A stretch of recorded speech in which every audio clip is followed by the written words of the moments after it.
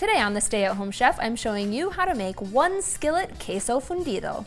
I will never turn down queso fundido. It's one of my favorite appetizers of all time.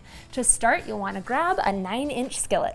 We're gonna start by cooking up some chorizo, and I'm using pork chorizo today, but you can also use beef. We're gonna break this up and start cooking it and browning it off for about 5 minutes. After 5 minutes, we'll add in some diced white onion and 1 diced poblano pepper.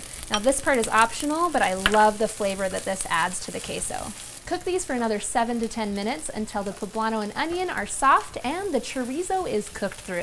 While the chorizo is cooking, you'll want to shred 1/2 pound of Monterey Jack and then 1/2 pound of Oaxaca cheese. Really, there's a lot of different kinds of cheese that will work well for this. You want to just make sure that they're good melting cheeses, so any combination that is your favorite or that you can find in the grocery store. You just want to make sure you have 1 pound of cheese total. Turn off the heat on your skillet and we're going to add the cheese right in. Now you can just leave the cheese on top of that chorizo, or you can stir it all in. I'm the kind of person that likes to stir it in. Now, if you don't have an oven-safe skillet, at this point you can transfer it to a little casserole baking dish, but since I'm using cast iron, we can take this and slide it directly into the oven.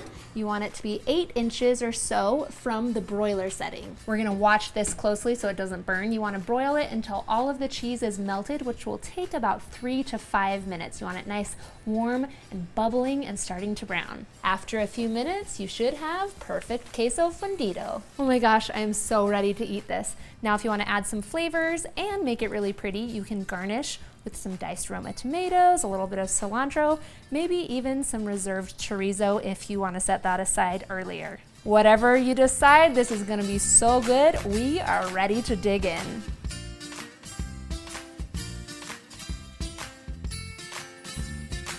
Thanks for watching. You can find the full written recipe in the video description.